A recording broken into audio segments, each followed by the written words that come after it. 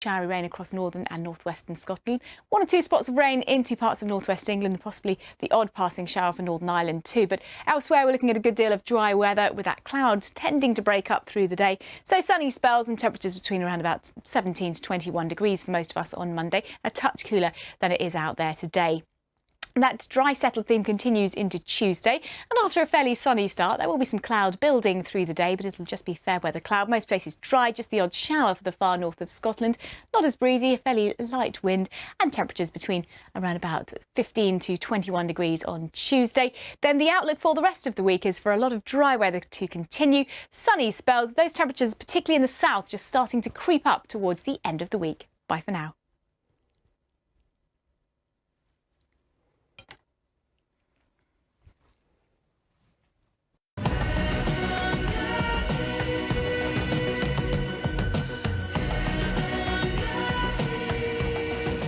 The dramatised life of the Serengeti starts Thursday at 8 on BBC One. No matter what I'm juggling, I still want to feed my family delicious food. No, you want to eat that. I'm going to show you how to make amazing, stress-free recipes. Together we'll do it. Using my cheeky, time-saving hacks. Life's too short. Enjoy your family and enjoy your time. So yummy. Now, if you don't mind, could you leave me with my bowl? Join us for Nadia's Time to Eat, coming soon to BBC Two and BBC iPlayer.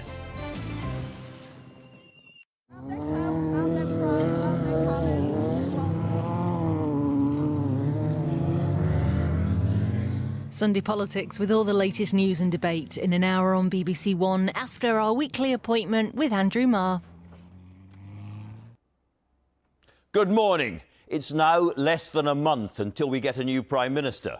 Looking beyond that, we could well have an election later this year. For all the talk of Brexit, one way or another, we are facing potentially huge changes as a country in tax rates, public spending and how we behave on the world stage. It may seem a calm and dozy summer out there, but don't be fooled. We are living through momentous days.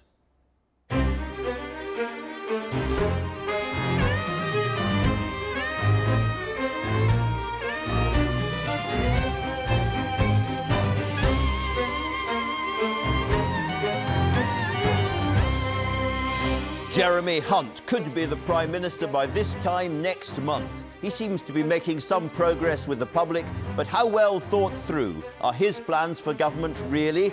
I'll be trying to find out. And with claims of deep rifts at the top of the Labour Party over its Brexit policy, I'm also joined by one of the most powerful people in the movement, the General Secretary of the Unite Union, Len McCluskey.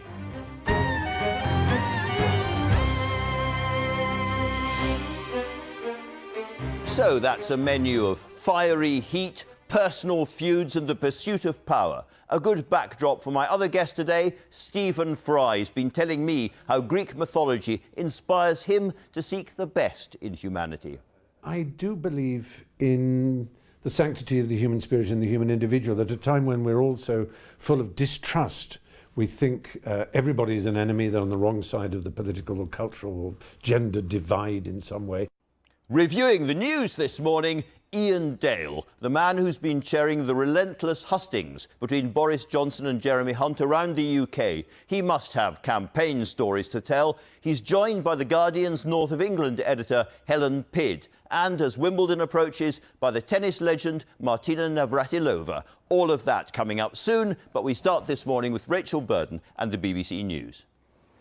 Good morning. US President Donald Trump has met with North Korean leader Kim Jong-un in Korea's demilitarized zone. The unprecedented meeting follows an informal invitation from Mr. Trump via Twitter. It is the first time a sitting US president has ever been inside the demilitarized zone, the thin strip of land which divides North and South Korea. Mr. Trump told reporters a great friendship had been made. Stepping across that line was a great honor. A lot of progress has been made. A lot of friendships have been made, and this has been in particular a great friendship. So I just want to thank you. That was very quick notice, and I want to thank you. The Conservative leadership contender, Jeremy Hunt, has said he would consider withholding some of the UK's £39 billion EU divorce bill in the event of a no-deal Brexit. The Foreign Secretary told the Sunday Times he would not hand over a penny more than is legally required of us. Mr Hunt's comment is seen as an attempt to reassure predominantly pro-Brexit members of the party. Fellow leadership contender Boris Johnson previously unveiled similar plans to hold money back from Brussels. Jeremy Corbyn is demanding an inquiry after 2 civil servants reportedly told a national newspaper he was too frail to lead the Labour Party and become Prime Minister. The comments were reported in The Times yesterday. Mr Corbyn denied the claims and said it was concerning for everyone that senior officials were briefing a newspaper against a politician. Police investigations are continuing after a woman who was around 8 months pregnant was stabbed to death in Croydon. Her baby, who was delivered at the scene, is still critically ill in hospital. A 37-year-old man has been arrested on suspicion of murder. It was one of 2 fatal stabbings in the capital in 24 hours. A man in his late 20s died from knife wounds in East London last night. European Union regulations coming into force tomorrow mean that new electric vehicles will have to produce a sound. The noise, which will sound similar to a traditional engine, will take effect at speeds of under 12 miles per hour and when the vehicle is reversing. Drivers will be able to switch the device off when they think it's unnecessary, such as in motorway traffic. It follows concerns that electric cars could put pedestrians and other road users at risk because they are too quiet. And that's all from me. The next news on BBC One is at 1 o'clock. Back to you, Andrew. Many thanks for that, Rachel. And now, as ever, to the front pages of the newspapers. When historians look back on the Tory leadership contest, they might like to count the number of times the Telegraph group has the word Boris in their splash. It's almost become the Daily Boris. The Sunday Telegraph there, Boris to set up 100-day Brexit war cabinet. We'll talk more about that. The Sunday Times, Tory rivals in hard Brexit bidding war, they say, and they've got a disobliging story about Boris Johnson's private life, which is, however, folks, 30 years old. The Mail on Sunday, meanwhile, Corbyn has turned to the other side of the political spectrum. You may remember the story in The Times this week, suggesting, as we heard in the news as well, that Jeremy Corbyn is, quotes, too frail, quotes, to be Prime Minister. And part of that story was the allegation completely denied by his office and by himself that he had a minor stroke. Corbyn rage at stroke claims. Some of us would say it's possible to have a major stroke and carry on working afterwards anyway, but there you go. And finally, the Sunday Express has turned to Nigel Farage. We haven't heard much of him recently, but he has got, it says, a £200 billion, yes, £billion plan for regional aid to take on the Conservatives at the next general election. So an awful lot to talk about there. But we're going to start, of course, because we've got Ian Dale, who's been chairing all of those Tory hustings. You have seen more of Boris Johnson and Jeremy Hunt's armpits, I suspect, over the last few weeks than anybody else, anyone wants to. But you know, you've been up close and personal. A big spread in the Sunday Times about the two of them. Yeah, I mean, all of the Sunday papers full of Tory leadership here. There's a big story. Jeremy Hunt, he's done an interview with the Sunday Times talking about how he's going to handle trade negotiations and the withdrawal negotiations with the EU. And in a sense, in the hustings, there hasn't been too much of a dividing line between the two. I mean, Boris Johnson says, out by the 31st, come what may, gets lots of cheers from the audience. Jeremy Hunt, of course, did vote Remain, but has pivoted to Leave. And his problem, in a way, is that he knows that the audience think that Boris Johnson feels Brexit in his gut, whereas Jeremy has been a sort of recent convert to it. However, I mean, some of the answers he's given on this, where he says, I'm the reasonable guy, I can get a deal with the EU, unlike Boris, because they won't want to deal with him. I mean, though that argument has gone down relatively well with the audience. Do you think you've actually learned anything really new about the two candidates from these hustings?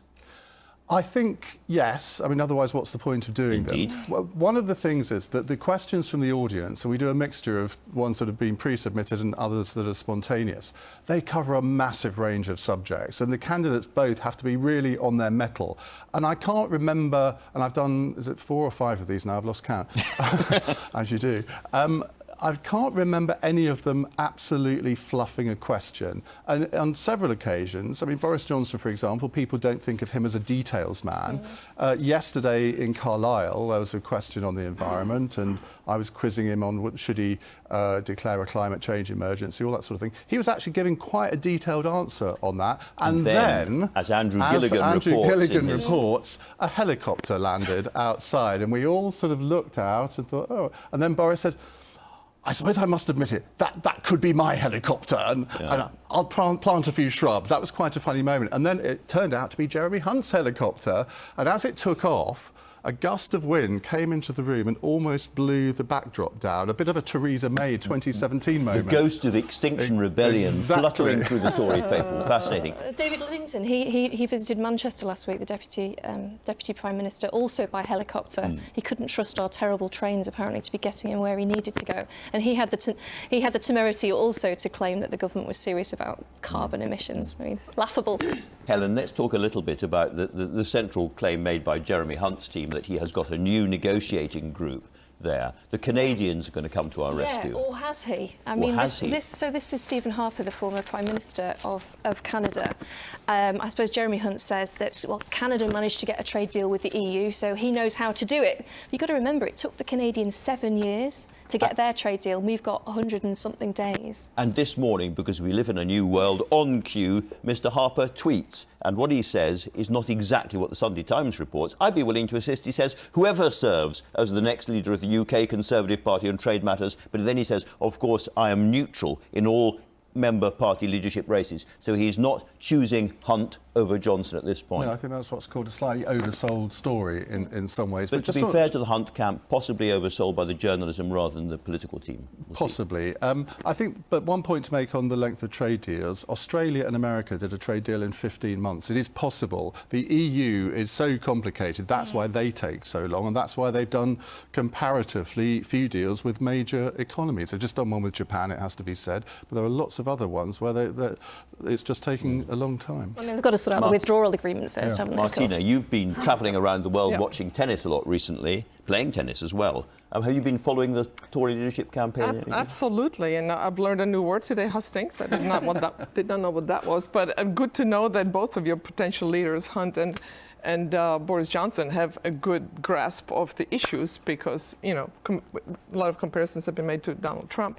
And just a couple of days ago, when asked about President Putin saying that Western democracy is on the decline, he starts talking about California and Los Angeles and San Francisco. So for him, Western doesn't mean the West; it means California. Western liberalism for him meant California, not the world as we know it. So yeah, there you are. So I'm kind of jealous of the knowledge that you guys have.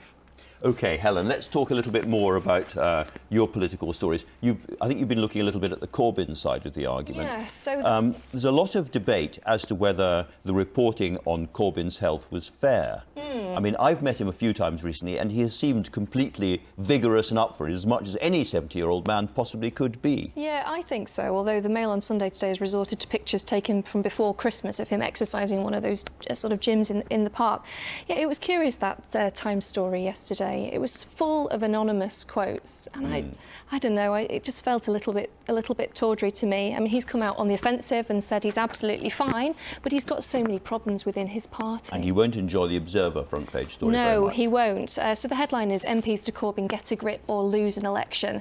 So they're fighting on various fronts at the moment. There's, of course, the anti-Semitism controversy over Chris Williamson, the Derby MP, and his suspension. Angela Rayner, who's usually very, very loyal to Jeremy Corbyn, the Education Secretary, said she was... Read out what she says. Yeah, it's she really said, quite dramatic. Yeah, so this was at the Fabian Society conference yesterday, and she said, I'm absolutely embarrassed by what's happened over the last few days, and I've made my representations clear. If that means setting up an independent system, then so be it. And then also inside the Observer, the report suggests that they have got a bit of a membership crisis and that they might have lost 100,000 members over the past year. Some of it might be down to the anti-Semitism stuff, but also Brexit, of course, and they're in this terrible bind with no... I know there's a lot of worry about money coming into the party, because they've become... the old days, the unions paid all the money, Yeah. But these days, the membership subs are really, really important to the Labour Party. So they lose 100,000 members, and that really matters. Yeah, I mean, but the 400,000 still sounds a fairly healthy membership to me. Tories would love that. Yeah, exactly. They've got 160,000, all of whom are going to get to decide our next Prime Minister in this interminable race. I still don't understand why it's going on for so long. Maybe you can shed some light on it. Believe me, it could have been a lot longer. There were talks it could have gone on till October, so count yourself lucky. Are people changing their mind? There's just one thing I wanted to point out that was in the Sunday Times, which was a quote attributed to Joe Johnson, Boris's brother, and he was asked if anything could stop Boris from getting the keys to number 10, and he apparently said, I suppose if he'd killed somebody. And then he says, I mean, if someone found out that he'd killed someone. I mean, goodness me. Well, everybody is rootling around in Boris Johnson's private life at the moment, and they have not produced anything devastating in today's paper. So it's another day they get through as a campaign. But it seems to me the bar is getting lower and lower as to what would disqualify one from being ahead of a country. I mean, that's pretty terrifying to me. We're living in new times. Let's talk a little bit about Wimbledon, since we've got you here, please. Martina. And you've been writing yourself about a very, very interesting intergenerational game that's going to kick off. It is a fantastic story. Coco Gauff, who's a 15-year-old junior, now qualified. She's the youngest qualifier in I don't know how many years to get into Wimbledon, his first major. And she wanted to play one of the Williams sisters. That would be her dream. And guess what? She's playing Venus Williams, first round. She's the youngest since 1968, is that right? I'm not sure about that, but because Tracy Austin was playing here when she was 14.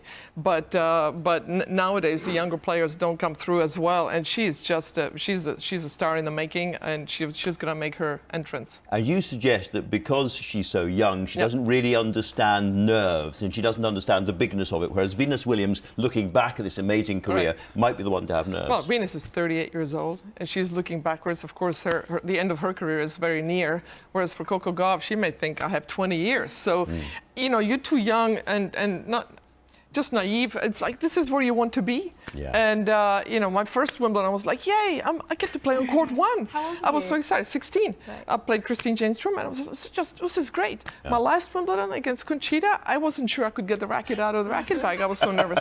Because this is your last one, or the end is near for Venus. And the young ones, they really have no clue what pressure is. And you talk about across the board performers, singers, actors, they always get more nervous as they get older because it means more. And there's a funny kind of newspaper dating thing going on as well around tennis. Andy Murray is on the front of the Sunday Times saying, I might do doubles with Venus Williams if she's up for it. And Venus Williams is on the front page of the Observer's sports section. No, Serena is up on the front page of the Observer saying, I might do work with Andy Murray. I'm game if you are. Well, I would think that Serena, if she was playing doubles, she would play doubles with her sister Venus. But she's thinking mixed, I think there's one less match.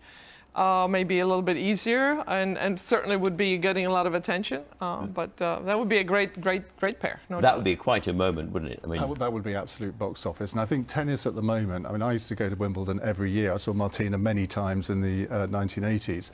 And then you had all of these stars. And maybe it's me being an old git, I don't know. But I just remember there being bigger names then. And you've got one or two bigger names now. But it's people like Coco there that you want them to come through and become superstars, because that's the way tennis will maintain its popularity. Federer is apparently worried now that there aren't enough people to really take him on at the top. To be at the top, he says, you have to have proper competition, and he's not sure that he has that anymore.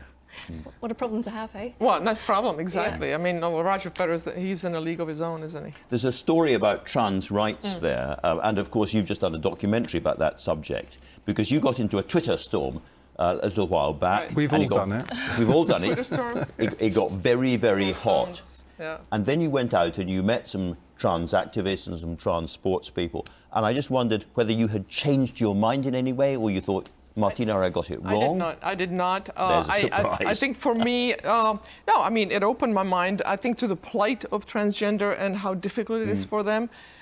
Because I did not know enough about that. But it's always been about fairness in sport, and we cannot have sympathy and empathy for transgender on a smaller level, on sport level, trump, for lack of a better word, or overtake fairness for women and girls. And on a bigger stage, with what's happened in Scotland and the self-ID, etc., we cannot let self-ID take over and endanger women. And overall. We think about this as being a new issue, but actually you were playing against a trans athlete way back, weren't you? Somebody who transitioned from male to female Absolutely. It was Dr. Renee Richards, and I played against her. I was #1 in the world. She was 43 years old, and I had my hands full. And she said herself, had she been 10 years younger when she transitioned, she would have kicked her behind, and I think she's right.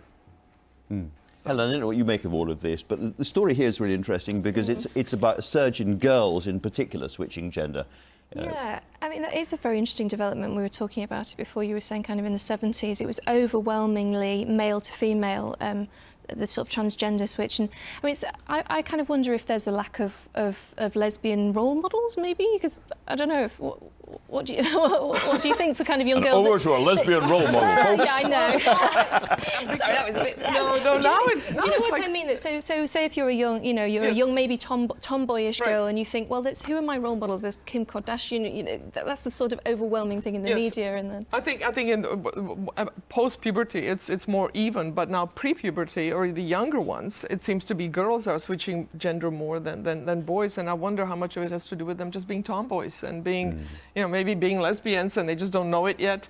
But this is what they feel, that they would rather be boys. I don't know. Do you remember that period in your life very clearly? I was a tomboy. Look, I had short hair. I hated skirts always, and so many times I said, no, this is the ladies' room. You need to go to the boys' room. But I'm a girl. So I don't know how much of it is societal change, societal pressure, but I just want people to take their time, because this is a big switch. Yes. We could talk about this all day. But we're not going to. But we're not going to, No. because you've run out of time, Ian. I'm sorry. Live television. Did you want to hear and about all of Churchill being gay? We could talk about Churchill as well. People at home will be talking about this, I'm sure, for hours and hours and hours, but we have run out of time. Thanks to all of you very much indeed. It's almost too hot. After weeks and weeks of me sitting here moaning and whimpering about the lack of sun, the lack of summer, I would now like to formally moan and whimper about there being too much sun. Over to Sarah Keith-Lucas in the weather studio. Well, Andrew, yes, if you're not a fan of the heat and the humidity, you will be pleased to hear that things are turning much fresher through today. Yesterday was the hottest day of the year so far, and we saw temperatures in London up to 34 degrees. Some places today are about 10 degrees cooler than they were yesterday, and that's because we had a cold front that moved its way from west to east through the course of tonight. So we've got this westerly influence to our weather today. There are a few showers around, particularly across parts of western Scotland, a few for Northern Ireland and northwest England as well. But further south across England and Wales, you've still got the dry weather with some long spells of sunshine. Temperatures up to about 25 degrees in the warmest spots. Typically the high teens or the low 20s for Scotland and for Northern Ireland. Some of those showers for the west of Scotland, it could bring some thunderstorms as well. The heavy showers rattle their way slowly eastwards as we head through the course of tonight. So we'll continue to see a little bit of showery rain in the northwest, but further south across the country, it should stay dry. It'll be more comfortable for sleeping with those temperatures around 11 to 14 degrees. Now through the day tomorrow, again, mostly dry, but a few showers in the northwest, particularly for northwestern parts of Scotland. Some sunny spells for the bulk of England, Wales and for Northern Ireland too, where you could get a passing shower. Temperatures 16 to 21, a touch cooler than they are out there today, but a lot of dry, settled weather through much of the week ahead. It'll feel warm but not as hot as it has been, and there'll be a few showers in the northwest, but it looks good for the first week of Wimbledon. Excellent news. The Unite Union is one of the most influential voices in today's Labour Party, and it's been led throughout the Corbyn era by Len McCluskey, probably Britain's most recognisable trade unionist. Unlike the bulk of the shadow cabinet, Mr McCluskey says Brexit must happen, and he's with me now. Len McCluskey, are you still opposed under all circumstances to there being another referendum? No, I'd actually like two public votes, Andrew. Firstly, I'd like a public vote of a general election. That's the only thing that can sort out the mess that we're currently in. We're about to get Boris Johnson foisted upon us with no mandate from the people. And the right thing to do is actually to go back to the people in a general election. The second public vote I'd like is if Labour win that election and they're able to negotiate a deal to take us out of Europe, which I believe will satisfy both the 48% and the 52%, I'd like that to go back to a confirmatory vote to the public. So I'm in favour of two. But right at the moment, the Labour Party's position is that they're going to have a referendum on any decision taken about Brexit. And that goes against your original policy? No, not really. I mean, the reality at the moment is there's a lot of debate taking place. After the European elections, I appealed to people to calm down. There seems to be a panic to rush in order to establish a different position from one the Labour Party has had for a couple of years now, which is respecting the 2016 referendum and trying to negotiate a deal that would unite the nation. Now, unfortunately, we've had a Prime Minister, I'm afraid, who has made huge mistakes in dealing with it, and a government that's been incapable of delivering Brexit. And we've had a well-funded Remain lobby that has turned the nation into a toxic situation. So Labour's position is going to be debated and discussed, and we'll see what comes out of it. And your own position has changed as well, hasn't it, Len McCluskey? You used to say that another referendum would threaten our democratic fabric. It's changed in the sense, without me repeating it, that I want a referendum called a general election. That's the most important referendum. You may not get referendum. that, of course. Well, we may get it. The reality is nobody knows what's going to happen. Genuinely, nobody knows what's going to happen when Boris Johnson becomes Prime Minister. And I think all Labour MPs and all our members should be concentrating on that. We have a policy that nothing should be taken off the table, including Labour's alternative. And our alternative is to get a Brexit that respects the results of the referendum, but actually does so with an agreement that the 48% who want to remain will be happy with. But that happy outcome, from your point of view, depends upon Labour being in power and able to negotiate that before the end of October, which seems extremely unlikely. No, not before the end of October. The reality is that if there was a general election, then the European Union would obviously wait for the outcome of that election and then would give sufficient time for a proper deal to be negotiated, which would protect jobs and protect investment. And it's only the Labour Party at the moment, Andrew, who's speaking for the whole nation. We're about to get a new leader of the Tory party who is going to disregard half of the nation. We're about to get a new leader of the Liberal Party who's going to disregard the other half of the nation. Jeremy Corbyn in Labour is the only person who's speaking for the whole nation. The shadow cabinet seems to have gone a bit further than you. Keir Starmer says the only way out of this mess is to go back to the people and ask them whether they would support no deal if that is what is on the table, or remain.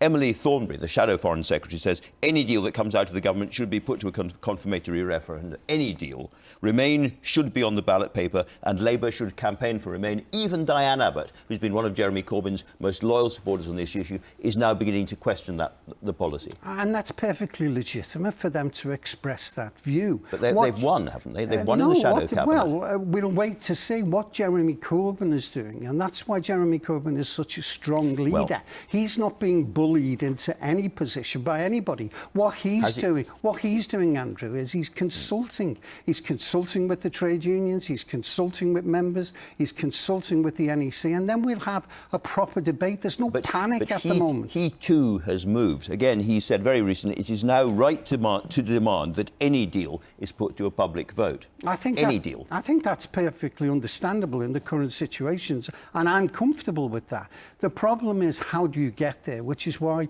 to repeat, a general election and then a deal that's negotiated by a Labour government should go back for a confirmatory vote. Now, you yourself voted Remain in the first referendum, I think. If there was another referendum with no deal or Remain on the ballot paper, how would you vote? I suspect, obviously, it will be my union's executive who will decide this. But if we were faced with a situation of either no deal or Remain, I suspect we would campaign for Remain. You would? Yeah, no deal is so dangerous to our economy that it would need to be opposed. What about some kind of deal, a bit like Theresa May's deal, or Remain? Which way would you vote then? Well, the Theresa May deal, if it encompassed a customs union, customs arrangements, which are so important in terms of investment for our nation, then that is the type of deal that I'd be comfortable to see go through. There was a faintly surreal moment when you went in to negotiate, to talk directly with Theresa May. Would you do the same with a Boris Johnson or a Jeremy Hunt government? Of course. I mean, the reality is I'm the leader of a union, an important union, and whenever a Prime Minister requests a meeting, of course I would. You'd like a deal, but that does not represent what your members say, because 65% of your members would like to remain. 71% of members of trade unionists would like to remain. There is a big Remain constituency Andrew, you're talking about this opinion poll that was done, commissioned by the public vote people. But by a reputable company, done properly. But it is absolute nonsense. I'm surprised you're giving it such credence. Apparently, why is it nonsense? Well, apparently 355 Unite members, who self-identified as Unite members, I don't know that they are, gave a response. Here's the truth. My union constantly talks to 20,000 Unite members across our sectors. I have 300. Andrew, this is important. I have 300. Okay, let me ask you. 300 constitutional committees, none of whom are seeking a second referendum. I had 100 conveners from all our top manufacturing companies who met in March, none of whom are seeking a second referendum. I don't need you, Gov, or the public vote people to tell me how my members are thinking. OK, when did your union decide to be pro-Brexit? Pro-Brexit? Well, that is effectively your position. Yeah, we took a position after the 2016. Remember... OK, who's we? How did this happen? Our policy conference that brings together representatives, over 1,000 people from every sector of our economy. Nobody campaigned more or put more money into the Remain referendum than Unite. But, and this is an inconvenient truth to some people, we lost. And having lost, you have to accept a democratic result and try to negotiate the best deal possible. That's what trade unions do. But we are now in the situation, a different situation, where the country is facing no deal as a potential outcome. And the Treasury analysis of this is very interesting in terms of the lost growth and therefore the lost jobs of your members that result. And they say, for instance, in chemicals and pharmaceuticals, there would be a more than 20% It would be a disaster. Car industry, 20%, you don't need and to so quote on, that and to so me. on, and so on. We are absolutely fundamentally opposed to a no deal. Hence, you asked me a question before about no deal or Remain. We would campaign for Remain. But that's not necessarily going to happen. We'll have to wait to see. But the real issue at the moment is a general election. That's the issue that should be argued for by MPs and by our members right throughout our nation. Meanwhile, we're in the midst of a Tory leadership campaign going into when Parliament reassembles. There will be a new Conservative Prime Minister, as you've suggested, and both of these candidates are saying that if they can't get the deal they want, they'll go for no deal. And that's not very far away. Is it not now time for Unite and for the Labour Party to be campaigning openly to Remain? No, it isn't. We have to wait to see what will unfold. And all this pressure and the attacks on Jeremy Corbyn. The Times newspaper yesterday... I'm going to come on to that, but just before we do... No, the reality let me come on to I will come on to that. There is no panic. There is no panic to do anything. We've got a policy conference coming up in less than 12 weeks. Let Jeremy Corbyn consult. My message to Labour MPs and to our Labour members is Jeremy's done OK so far. So let's trust him to consult and see what emerges. The Shadow Chancellor, John McDonnell, has said this morning, we need to move now. Maybe there needs to be a little bit of urgency, if not panic, at least urgency about this. Well, what an incredible Shadow Chancellor he is. He'll make a brilliant Chancellor. He'll make a brilliant Chancellor. But I don't believe that there's a panic. And my message to everybody is stop panicking. Stop putting pressure on Jeremy Corbyn. He's demonstrating real leadership by seeking a consensus view across our party. But your position is losing inside the Shadow Cabinet, visibly. If Jeremy Corbyn goes with that and changes the position to a referendum now and to campaign for a referendum in which Labour backs Remain now, what do you do? Andrew, you're wrong. The position of the Shadow Cabinet, 100%, is they want a general election. That's my position. Now, we'll have to wait to see. We can all want lots of things, but we may not get them in life. We may not, but you've got to wait to see, because anything can happen. And the reality is, that's why I'm saying, calm down. Calm down. There's no panic. Let's discuss the situation. What happens in the House of Commons if we appear to be heading towards no deal? How do you stop no deal? I mean, Unite's got Labour members. I think there are enough Conservative MPs who will block a no deal. And I think Labour and the rest of the parties in Parliament will stop a no deal. And I hope they do. Except that, I don't know if you saw it, but Caroline Flint was on this programme last week, and she was saying that she had a block of about 20-odd Labour MPs who would vote with the government to get a deal rather than let to a get deal. a deal, yeah, not to get a no deal. No, but would you back them in those circumstances? Because this is how a future Prime Minister might get a deal my through. My understanding is there's as many as 40, even 60 Labour MPs who are part of Respect the Result group. And that's why a second referendum is difficult to see emerging. But Caroline and all of those individuals I know would be opposed to a no deal. They know that that is economic disaster. Except that if she was forced to choose between no Brexit and no deal, she said she'd choose no deal. Oh, I'd have to do... OK, that's an opinion. That's not a view I share. The situation of no deal is catastrophic for our economy. Okay. And I'm interested in protecting jobs and investment, in particular in the manufacturing sector. Let's move on. You mentioned the Jeremy Corbyn story this week. You see a lot of Jeremy Corbyn. First of all, do you think he's had a stroke? Do you think he's physically or intellectually unfit to be the highest Well, let me office say, in the land? Andrew, I think Rachel Sylvester and Alice Thompson, who wrote that piece, ought to be ashamed of themselves. No wonder British journalism is held in such low esteem throughout Europe.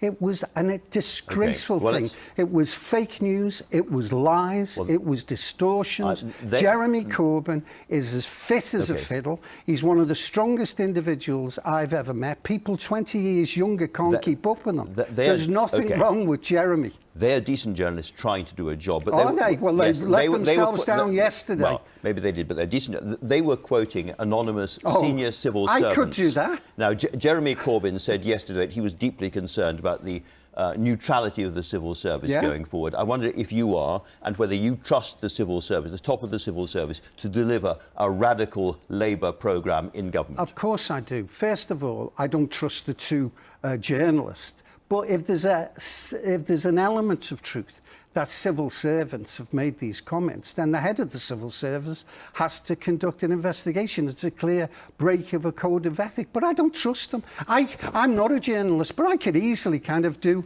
a piece about you saying anonymous individuals in the BBC said this or said that. Anyone can do that. It's disgraceful. And they ought to be ashamed of themselves. So you don't believe that civil servants have been saying these things? I don't believe so. I don't believe them at all. It's the Murdoch press. Of course, they're going to attack and try to undermine Jeremy. And my message to Labour MPs who constantly rush to try and put pressure on Jeremy on all kinds of things is stop doing it. Let him get on with the job that he's done extremely well since he became leader. Andrew Murray, who you know very well, works closely with you. He thinks there is a deep state conspiracy going on, and indeed MI6 may be involved in this kind of thing. Well, you'll have to get Andrew on to ask him about that. But if you you're don't. asking me, But you don't. No, I don't give those type of things consideration. If I did, I wouldn't sleep at night. Have you ever heard the suggestion around the leader's office that he is going to step down towards the end of this year? Absolutely not. It's fake news. Jeremy is a strong leader, and people should stop putting him under pressure. This idea, even from comrades of the left, Paul Mason, he seems to have lost his marbles. No, he hasn't lost his marbles. He's wanting to sack everyone around Jeremy on the basis that they're stopping Jeremy from doing what he wants. Doesn't he understand that that's an attack on the credibility of Jeremy Corbyn? Nobody stops Jeremy Corbyn. He's a strong leader. He's adopted the correct position of a collegiate approach, seeking consensus, keeping all our options on the table, including Labour's alternative plan to defend jobs and investment, and we should support Jeremy Corbyn. I know our members do. Len McCluskey, we're out of time. Thank you very much indeed for that. We're out of time. Thanks indeed for that. Now, Stephen Fry is a man of many parts. Actor, writer, comedian, quiz host show, you name it. Now he's about to take to the road with a bunch of Greek gods and heroes for company. Ever since boyhood, he's loved the myths of ancient Greece. 2 of his latest books retell some of those eternal legends. And when we met recently, Stephen told me how his new tour, Mythos, will show how the old tales can provide a flicker of light. I try to recreate that sense of a fire, when we're all sitting around a fire at the end of a long day, and it's time to relax. You're safe. The fire keeps us safe from animals and enemies, and we can just tell stories of how things came to be. I think if you tell them in an exciting and a refreshing way, people will make their own connections in their mind. Gosh, that's about how I feel, or that's about politics today, or that's about, you know, how humans have always behaved. But if you tell the stories, and that's what I do, from my own point of view, I can understand how the Greeks, as it were, looked at the world and saw that it was unjust, violent, complex, inconsistent, unfair, full of lust, anger, but also beautiful and noble and remarkable. And therefore, whoever created it must be all those things. They must be a compound. There must be gods. And gods, to me, make more sense than one god. One seems peculiar. And if there's one, you've got to blame him for a lot. Whereas if you can blame Dionysus for our addictive, frenzied sort of, you know, our alcoholism, our gambling, you know, all the things like that you can blame. And you can praise Apollo for the moments when we're reasonable and harmonious and mathematical and sensible. It sort of makes more sense to you in that It does sense. to me, yeah. Absolutely. Yeah. Looking at the individual myths, so the Prometheus myth, the fire bringer, but also very important in the story of humanity. Yes, he made us out of clay, as it were, and Zeus said... Different colours. Yeah, different colours, that's right. And Zeus, the king of the gods, said, that's fine. They're like animals, but they're more like us. They've got 2 legs and they can speak, and you can have them as your playthings, and they can adore us. And Prometheus said, I'll teach them to make china, and I'll teach them to smelt iron. And Zeus said, no, one thing you will not do is give them fire. And by fire, I think the Greeks clearly meant, obviously, physically fire. How is it we're the only animal that has harnessed and controlled fire that roasts and toasts, but also divine fire, the fire of self-consciousness and the ability to progress and to move forward. And Zeus rightly said, if they have fire, they won't need us anymore. They won't need gods. They'll displace us. And how right he was. But most importantly, by the end of this century, probably by the middle of it, Andrew, we will have, like Prometheus, created sentient, sapient beings, a mixture of bio-augmentation, gene editing, genomics generally, brain-machine interfacing, nanotechnology, AI and robotics. Nobody doubts that. And we will have the same question. It's one that's being asked all the time. Do we, like Prometheus, give them self-consciousness?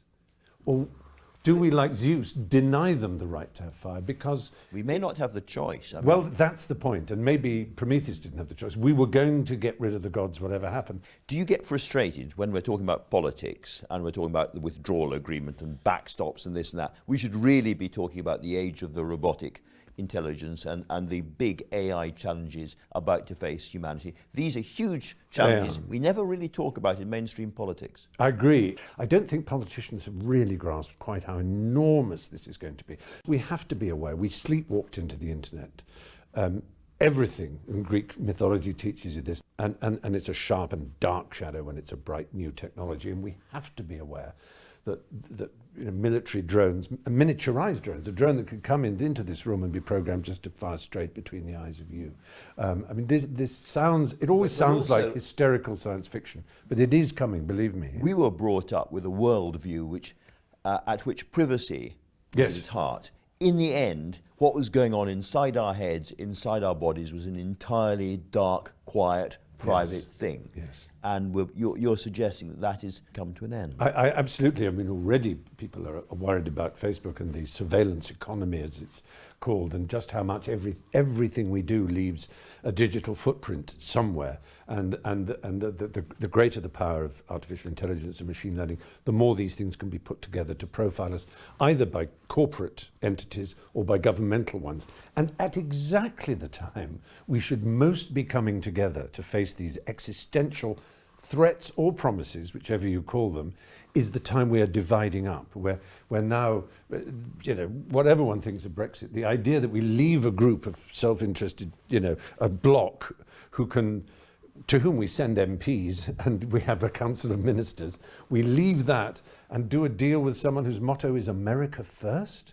I mean, what? And the idea that an individual country first, well, okay, it's South Korea first, Russia first, China first, and it'll be little England first. What have we got to protect us against people who will use robotics and AI for their own ends? At this stage in one's life, many people reconsider religion and the divine and wonder whether they need a bit of that. Now, you have been such a forthright and prominent atheist for so long. I wonder if you had the same inklings, any stirrings, any twitchings? I can't bring myself to believe in the absolute truth of the Christ story or of God as given in the Bible, or any particular God. But that doesn't mean I don't love the music and the architecture and so much of the history of it. But I do believe in the sanctity of the human spirit and the human individual. At a time when we're all so full of distrust, we think everybody is an enemy, they're on the wrong side of the political or cultural or gender divide in some way. But if you go out into the world, you throw a pebble in Trafalgar Square, it's going to fall on the head of someone who is a decent person. We yearn to be happy and good, and so many things get in the way. And I think it's the job of communicators, it should be the job of politicians, and anybody who has a voice, and we all have a voice, and more than ever, is to break down that membrane. So if you're wondering what to do next, be kind. Yes, exactly. Only try to be kind, a little kind. Stephen Fry, thanks very much indeed for talking to us. Thank you. Thank you. And Stephen Fry's Odyssey of these islands will begin at the Edinburgh Festival on the 19th of August before going out on a nationwide tour with Mythos. Now, I don't know if you've noticed, but my next guest was an entrepreneur, and he is, by his own account, a very good negotiator. He's been bouncing around the UK with enthusiasm as he makes the case to be our next Prime Minister, which he hopes to be within a month. Jeremy Hunt, the Foreign Secretary, is with me now. Good morning, Andrew. Good morning. Welcome. Now, thank you. The truth of the matter is, you're making a bit of progress, but you're still far, far behind Boris Johnson. And that's partly down to your own use of language. Do you regret calling him a coward? Well, what I said is don't be a coward, because I think it's a great shame. This is actually the last of your shows before many Conservative Party members will vote, because they'll be getting their ballot papers in the next few days. And he hasn't been on here. He hasn't been prepared to do head-to-head debates with me before people vote. And I think people want a contest. I think that's respectful to members. And I think it would be much better for whoever's Prime Minister to have had that contest first. So I think what we need is a bit of mojo from Bojo. Mojo from Bojo. Now, you have also said he must be straight with people. Being straight is our motto here today. Good. I'm always straight on your show, Andrew. Of course you are. In that spirit, I want to ask about the Hunt spending splurge, because it seems like an awful lot of money. Corporation tax, your proposals on corporation tax would cost about £13 billion. Where would that come from? Well, we have about £26 billion of headroom at the moment, and this is a very... I thought you'd say that. Yes, well, but the Institute for Fiscal Studies say that is just a posh way of saying extra borrowing. Well, no. There is £26 billion of room, which the Chancellor has built up as a war chest. Let me say room of what kind? That is extra borrowing, isn't it? Well, it is true that if you don't spend that money, you could use it to reduce borrowing. But what I want to do is something different. Now, you asked about corporation tax. This is not the most populist of tax cuts, but the Republic of Ireland cut their corporation tax to 12.5%. That's what I want to do. When they did that, they were a less wealthy country than us. Their GDP per head was lower. After they did that, it actually went up to nearly 50% higher. And if we could do actually what President Trump has done in America, which is stimulate the economy. As an entrepreneur, that's what I want to do. We could increase our growth rate to American levels of 3% plus. Maybe. We don't know that. Well, that's what happened in Ireland when they did this. And if we did that here, that would be... Different, smaller country at a different time of history. Yes, but we're doing different things and we've got different advantages in this country as well. That would create, if we got that American growth rate, an extra £20 billion to spend on precious public services like the NHS, the social care system and so on. As I say again, that's why I think it's the first thing that a responsible Prime Minister has to do, is to say, how do we fire up the economy? Let me stick with your spending pledges, because you've also suggested there be a 2.5% defence spending, and that means an increase in defence spending, and that would cost what, about £15 billion? you'd work up to that over about a 15 five-year billion period. pounds. Your proposals on national insurance, so far as one can cost them, would cost an 11 billion pound extra, yes? No, because No? what I said on national insurance is that that is what I would like to do for personal tax cuts when we can afford it. But I haven't made a pledge to do that immediately because it's something I'd like to do in due course, but that does suggest you'll do it. You would do it. It's something I want to do when I've grown the economy. My first priority is to do what Ireland did with the Irish miracle, to do what the United States have done to grow our economy. And interesting listening to you talking to Stephen Fry just now and artificial intelligence. We have the top universities in Europe, some of the best in the world. We have more technology entrepreneurs than pretty much anywhere else in Europe. Put that together and we could be the world's next Silicon Valley. And that would set this country up for the 21st century. And you know, in 10 years' time, I think Stephen Fry is right. People aren't going to be talking about Brexit. Be talking about backstops. robots. They're going to be talking about nanotechnology and artificial intelligence. And that is something we could excel at. I'm going to that's what I want to do. I'm going to carry on talking about your spending plans, Go on, however, if you don't do. mind, because you've also talked about more money for education, social care, tax breaks for granny flats and scrapping the business rate for 9 out of 10 traders, as well as an extra £1 billion to reduce the interest rate on student loans, about which you were very eloquent the other day. So that's all extra spending. You tot it all up, and you're not far short of £40 billion of extra spending, which in turn is within spitting distance of what the Labour Party was offering at the last election. No. Because the IFS, where I think that number came from, have got their numbers wrong because they said that we would double defence spending, and we're not. We're going to increase it by £15 billion within a 5-year period. So on defence spending, it goes up to 2.5% under your proposal. And as I understand, that is a £15 billion increase. After 5 years. It's a gradual process. And let me just talk about that for a moment, because I think you have to understand the why as well as the what. At the point of Brexit, the whole world is looking at Britain and they are saying, you know, what's happening with all this Brexit paralysis? And I want them to know that we are a strong, self-confident country that is going to stand up for democratic values and the security you need.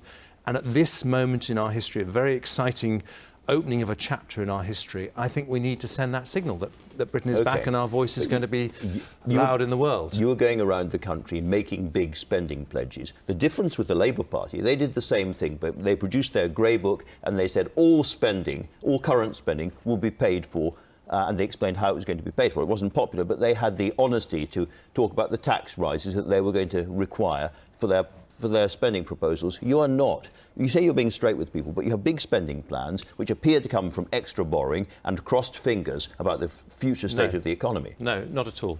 The Treasury themselves say that they have about £26 billion of headroom. That means that you could spend that money without increasing taxes, while sticking to the Chancellor's own fiscal rules. But what I'm saying is spend that money wisely. That's the choice the Prime Minister has to make. Spend it in a way that increases the growth of the economy, that creates more opportunities for young people, that turbocharges what could be the most dynamic pro-business, pro-enterprise economy in Europe. And then you create the wealth for all those other things. You know, as Health Secretary, I campaigned very hard for extra money for the NHS. I'd like our new social mission to be the education system, as you talked about. I do think they need some more resources there. Social care. And social care. You can do those things if the economy is going from strength to strength, and that's what you get with a business person running it. Several times you have mentioned this phrase, headroom, and we're going to hear it again and again and again, I suspect, in the context of this contest. So let me read you what Paul Johnson, admitted director of the IFS, it's a respected body, says. Spending the £26 billion fiscal headroom simply means borrowing that much more each year. It is certainly not consistent with the Conservative manifesto commitment to a balanced budget. And the current Chancellor, Philip Hammond, says a damaging no-deal Brexit would soak up all the fiscal headroom we've built up. That is not money that you can honestly spend now. Well, Philip Hammond is right, that if we had a no-deal Brexit, then some of these spending commitments would have to wait, because you would need to divert that money to support businesses up and down the country, farms, manufacturers and so on. So it is true, and that is why Philip Hammond has built up that headroom in case we have a no-deal Brexit. So with no deal, you drop these spending pledges? I wouldn't drop them, because I think we can make a success of no deal, but I would... How would you pay for them? Well, I'm saying they would take longer, because you wouldn't have that money at your fingertips straight away. Well, Andrew, we can't answer that question, but let me just tell you, of those commitments, the one that I would not drop is the one to reduce corporation tax. As I say, it's not the tax cut people are talking about on the doorstep when you meet them, but it is one that would fire up the economy in a way that would be helpful in a no-deal contest, because we would have, economic bumpiness, and we need to support businesses, and putting money in the pockets of businessmen at that moment would, I think, be the right thing to do. Now, your campaign has made a big deal this morning about your new Brexit negotiating team, and your whole appeal really to Tory members has been, I'm the guy who can do the deal. So just explain to us what the plan is. Well, I've indicated this morning the kind of international team that I will put together, the best negotiators in the business for the trade deal that we will negotiate. Have you got Stephen Harper on board? He is someone that, we've been having discussions with him, and he's someone whose talents I would very much hope to use. But my point is this, that that is for the trade deal post leaving the EU. But ahead of that, we have got to leave the EU, and we know that Parliament will try very hard to stop a no-deal Brexit. So the quickest way, the safest way to leave the EU is to send to Brussels someone that they will talk to, someone who can negotiate a better deal, a deal that can get through Parliament. And I believe I'm the person to do that. I was up in Scotland last week, and everyone was very, very interested in your answer when you were asked, in the end, Brexit or the Union, which comes first? And you said the Union every time. Is that your position?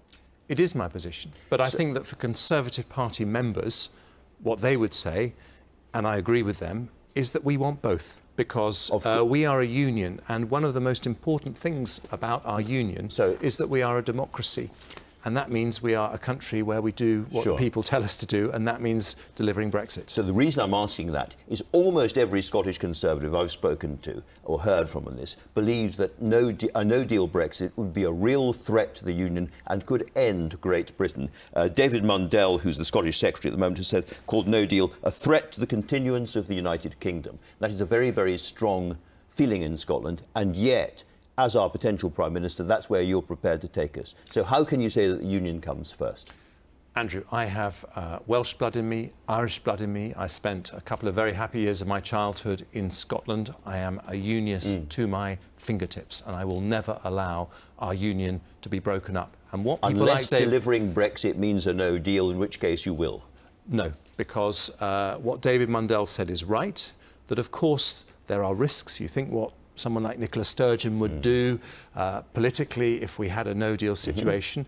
And we would have to get through that. And that is why a no-deal Brexit is not my first choice. But in the end, if the only way to leave the European Union is without a deal... Let me finish, Andrew. If the only way to leave the European Union is without a deal, then I would do that. And we will make a success of it, and we will protect the Union. But we would have to be very sensitive to the concerns that people like David Mundell raised, because you're absolutely right, it would not be popular in Scotland. I don't understand how it can both be the Union first every time and being prepared to endanger that by going for a no-deal Brexit. Those two things must be in contradiction. No, because it's not a question of choosing one or the other.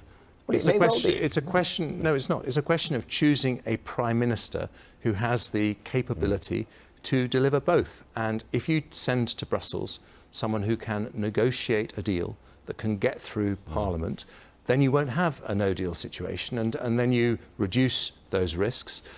But I'm also very clear that we are going to leave the European Union come what may, and I will deliver that. But if that happens, I will do it in a way that protects the Union, because it's absolutely vital we do. If that happens, we're talking again about a no-deal. There's quite a moment in one of the hustings where you were talking about going to a company in Kidderminster with 350 employees, doing very, very well in European markets, and you talked about the devastating effect that 10% tariffs would have on that company. Now, if you go through no deal, every person in that company will lose their jobs. You were, as you famously said again and again and again, an entrepreneur. You've built up a business. Lots and lots of people who have built up their business businesses around the country, including the guy behind that business, will lose their companies if you take us through no deal. Are you really prepared to do that? Are you prepared to look those people in the eye and say, you've got to lose your job because I'm going for no deal?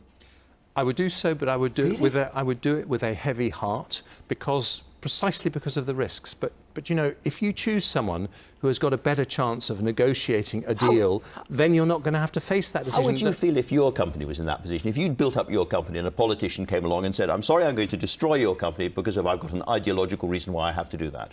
Well, what I would say to the people in that company, what I would say to the people in that company is that you know, I go around the world as Foreign Secretary, and I find that people have a whole lot more respect for us than we sometimes have for ourselves. And the heart of that respect is that we are one of the oldest and greatest democracies in the world. And we are a country where politicians do what the people tell them to do. So if, in order to do what the people tell us to do, we have to leave without a deal, I would do that, but I would find support for those companies to help them weather the storms. As a businessman, I know that's not going to be easy, but I will be there for them. But in the end, if we don't do what the people tell us to do, we're not a democracy, and I don't think even those businesses would want me to ignore what people have told us to do. You told me last time we talked that Boris Johnson's deadline was a fake deadline. It wasn't a real deadline. Now, you don't have a real deadline at the moment, and I asked you 10 times when your real deadline for us leaving the EU was, and you weren't able to give me an answer. So can I ask you one more time, will you definitely get us out of the EU this year? Well, I think this is a fake debate, actually, Andrew. Well, let me explain why. Because, you know, the difference between me and Boris is not as big as people are saying. You know, if we got to the end of October and we've got a deal and we're trying to get it through Parliament, but we need a few more parliamentary days, I'm not going to rip up that deal. Boris is. But let me finish. No, Andrew, let me finish. At the beginning of October, if there is no prospect of a deal that can get through Parliament, then I will leave at the end of October, because that is our democratic promise to the British people. One more time, because Michael Gove answered these kind of questions, and he said, well, a few days, a few weeks, and I said, by the end of November, by the end of this year. And he said, definitely by the end of this year, sure. Can you say the same? I believe we'll leave sooner with me than with Boris or anyone else, because I am the person most likely to negotiate a deal, and that is the quickest way to leave. But, you know, what you're saying is something that is a dilemma. Look, Parliament is trying to stop a no-deal Brexit. They succeeded before, they may succeed again. That is an issue that will face any Prime Minister, whatever they've said about the 31st of October. The quickest way to leave the EU is to choose a Prime Minister who can actually get us a deal that can get through Parliament. And if you want a deal done, ask a business person. Jeremy Hunt, thanks very much indeed for talking to us today. That's all from me today. Thanks to all my guests. Enjoy the sun while it's there, and see you next week. A fucking massive knob. What fucking deal? Vote for me as Prime Minister and I'll get you a deal? How? Everybody's on holiday, you fucking twat, until the 1st of November. What deal? I want to know where this deal's coming from. Why don't you just tell the truth and just say, we're fucking leaving on the 31st of October, suck it up. Oh, no, we can't do that. Oh, because Parliament's going to cry about it. Well, so? Fucking cry anyway. Just do what you're supposed to do. Fucking, you know what? This entire thing is a massive clusterfuck because of the Tories. This is why I'm so amazed. Like, people are literally voting another fucking Tory in when they fucking literally screwed the pooch. They screwed the pooch. Theresa, it started with David Cameron.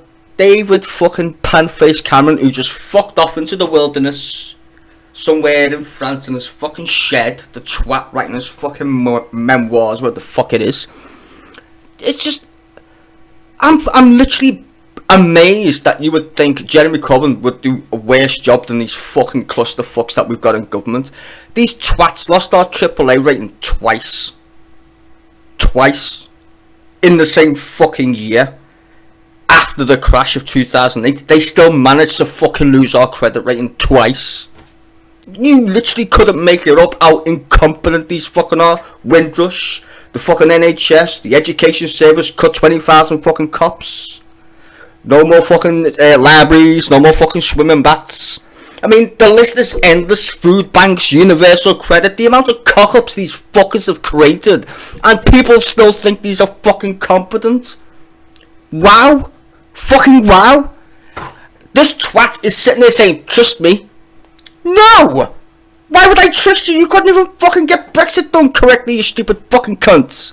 It was Parliament's fault. No, it wasn't. The reason why you would never have a general election is because you're scared of Jeremy Corbyn.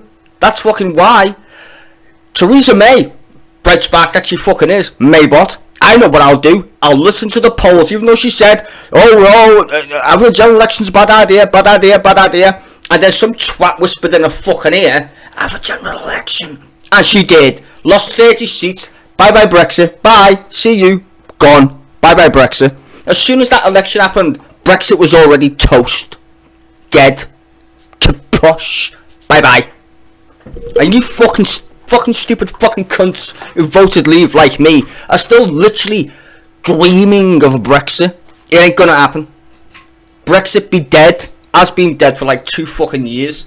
And these fucking idiots, the only thing they want to do is stay in power.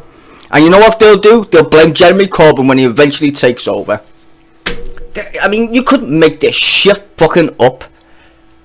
The last time the Tories were in power, it was fucking godforsaken bad. Then we got neoliberal fucking Tony Blair in fucking power. The same twats who fucking supported his dumbass in the war in Iraq is still in fucking Parliament right fucking now. The same fucking bunch of neoliberal fucking cunts on both sides. It's pathetic. Our electorate is so fucking misinformed because they watch shows like this and literally take it verbatim what these crackers are saying. And I don't mean crackers in the sense of white people. I mean crackers in the sense of they're fucking crazy. It's unbelievable how uneducated the population of Britain is when it comes to politics. It's fucking astonishing. Short-term memory. Just saying, oh yeah, let's vote for the Tories. Anybody remember Thatcher? No. I fucking do. She stole my fucking milk and my apple. Fucking Tories. Fucking bedroom tax, for fuck's sake. Why would you want to vote for these fucking idiots? They couldn't even get a fucking budget right. They give us pasty tax, and remember that fucking gem? Pasty tax. They fucking managed to fuck up pasty tax. I mean, they give a fucking contract to a fucking company with no fucking goddamn boats. Fucking no boats, no ferries. Let's give them a contract. Oh yeah, we'll give you a contract. Really? Even though you've been banned from actually owning companies with fucking boats? Oh yeah, well, he's a Tory donor. Doesn't fucking matter, does it? Oh my god. Don't vote for the fucking Tories and stop listening to the fucking Daily Mail thinking Jeremy Corbyn's a fucking communist Marxist.